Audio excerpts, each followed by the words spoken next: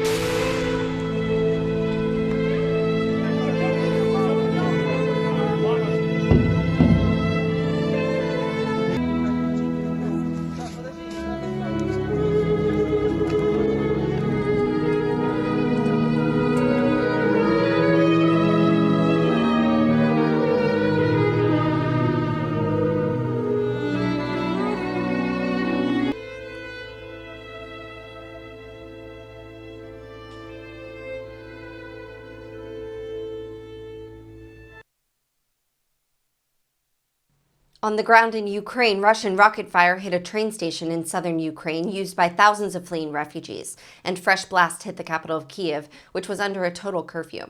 Regional officials reported no casualties as Russian strikes blew out windows at the station, where people have been arriving from the besieged city of Mariupol, where some 20,000 residents have been allowed to leave. The conflict has already sent more than 3 million Ukrainians fleeing across the border, and a peaceful resolution still seems beyond reach. NATO will hold an emergency summit next week in Brussels with U.S. President Joe Biden attending, but it has so far resisted Zelensky's pleas for direct involvement for fear of starting World War III. Indirectly, however, Biden and other NATO leaders have been stepping up military support for Ukraine, including anti-tank weapons that have helped to stall Russian forces north of Kyiv. Closely coinciding with Zelensky's speech, Biden unveiled another $800 million of military aid, expected to include more anti-tank and anti-aircraft missiles. Take a look at the CBS clip. This new package on its own is going to provide unprecedented assistance to Ukraine. It includes 800 anti-aircraft systems to make sure the Ukrainian military can continue to stop the planes and helicopters that have been attacking their people and to defend their Ukrainian airspace. And at the request of President Zelensky, we have identified and are helping Ukraine acquire additional longer-range anti-aircraft systems and the munitions for those systems.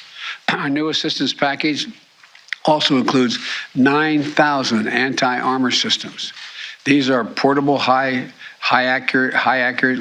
accuracy shoulder-mounted missiles that the Ukrainian forces have been using with great effect to destroy invading tanks and armored vehicles.